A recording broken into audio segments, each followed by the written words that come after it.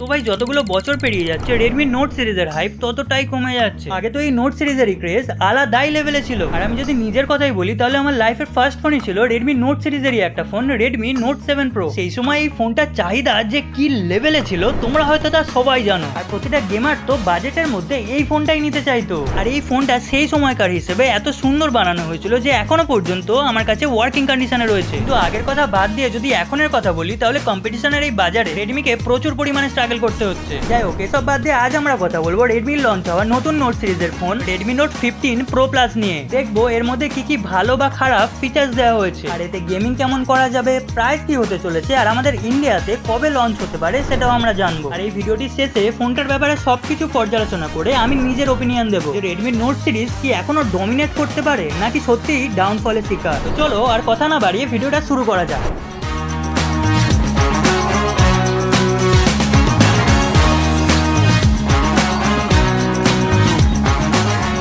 তো প্রথমেই দেখে নেওয়া যাক যে বক্সের মধ্যে কি কি রয়েছে। তো বক্সটা খুলতেই একটা সিম কার্ড টুল, তার সাথে ডকুমেন্টেশন আর একটা ওপেক কভার, তার নিচেই আমাদের ফোন, যেটা আমরা একটু পরে দেখছি। আর বক্সের মধ্যেই রয়েছে 90 ওয়াটের একটা ফাস্ট চার্জার আর type A to C cable. আর ফোনের লুকস এন্ড ডিজাইনের কথা যদি বলি তো প্রথমেই যেটা নোটিস করলাম যে রেডমি গ্লাস ব্যাক ডিজাইন থেকে সোজা পলিমারে সুইচ করেছে। কারণটা নিশ্চয়ই এর ওয়েটটাকে ম্যানেজ করার জন্য, কারণ এতে অনেক বড় ব্যাটারি দেওয়া হয়েছে যেটা কিনা 7000 mAh। আর এই সিরিজের ক্যামেরা মডিউলটা আগের সিরিজের প্রো প্লাস ভেরিয়েন্টের ক্যামেরা মডিউলের মতোই রাখা হয়েছে। আর ফ্ল্যাট বা কার্ভ ডিসপ্লের বদলে এখানে মাইক্রো কোয়াড কার্ভ ডিসপ্লে দেওয়া হয়েছে। আর ওভারঅল ফোনটাকে হাতে নিয়ে বেশ বড় আর ভারী ফিল হবে। যাই হোক, এবার কথা বলা যাক এই ফোনটার সবথেকে বেস্ট ফিচার এর ডিসপ্লে নিয়ে। তো প্রথমেই যেটা বললাম, ফোনটা হাতে নিয়ে অনেকটা বড় ফিল হবে, কারণ আগের সিরিজের থেকে ডিসপ্লেটা আরো বাড়ানো হয়েছে। তো এবারে 6.83 ইঞ্চের 1.5K রেজলিউশনের 120 হার্টজ এর ডিসপ্লে দেওয়া হয়েছে, যাতে 3200 নিটস এর পিক ব্রাইটনেসও রয়েছে। আর মাইক্রো কোয়াড কার্ভ ডিসপ্লে দেওয়া হয়েছে, সেটা ফার্স্টেই বললাম। আর এর বেজেলসও খুবই পাতলা দেওয়া হয়েছে। ওভারঅল দেখতে গেলে মিড রেঞ্জের মধ্যে one of the best displace বলা চলে। আর ভালো ডিসপ্লে দিয়ে কোনো মুভি বা যে কোনো কন্টেন্ট দেখার জন্য ভালো অডিওরও দরকার হয়। আর তার জন্য এতে স্টিরিও স্পিকার দেওয়া হয়েছে, যার দ্বারা তোমরা লাউডনেস 400% পর্যন্ত ইনক্রিজ করতে পারবে। সে যাই হোক, ইন্ডিয়ান লোকেরা প্রায় 40,000 টাকা শুধু ডিসপ্লের জন্য নিশ্চয়ই খরচা করবে না। ফোনটা ওভারঅল ভালো হওয়া দরকার। তাহলে চলো দেখে নি ফোনের বাকি ফিচার্স গুলো। আচ্ছা, এবার যদি কথা বলি ফোনটার পারফরমেন্সের, তো আমরা যেটা দেখতে পাচ্ছি আগের সিরিজের 7S Gen 3 থেকে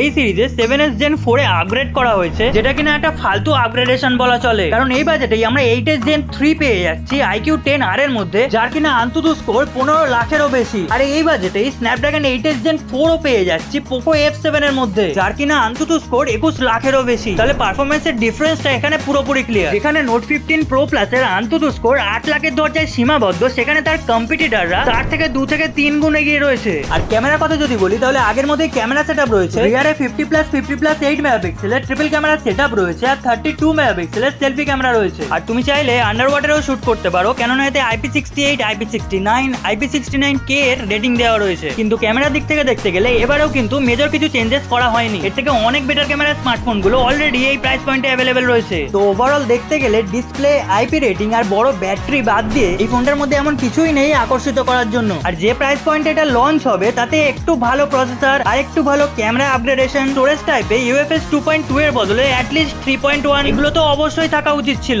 আর আমি তো বলবো আজকালকার কম্পিটিশনের কথা মাথায় রেখে রেডমি নোট সিরিজকে আরো বেশি আপগ্রেড হওয়া দরকার। না হলে এরকমই চলতে থাকলে স্মার্টফোন মার্কেট থেকে রেডমি নোট সিরিজের অস্তিত্ব হয়তো সম্পূর্ণ মুছে যাবে। তো ভিডিওটা যদি লাস্ট পর্যন্ত দেখে থাকেন তাহলে একটা লাইক করে কমেন্টে অবশ্যই জানাবেন এই ফোনটা আপনার কেমন লাগলো।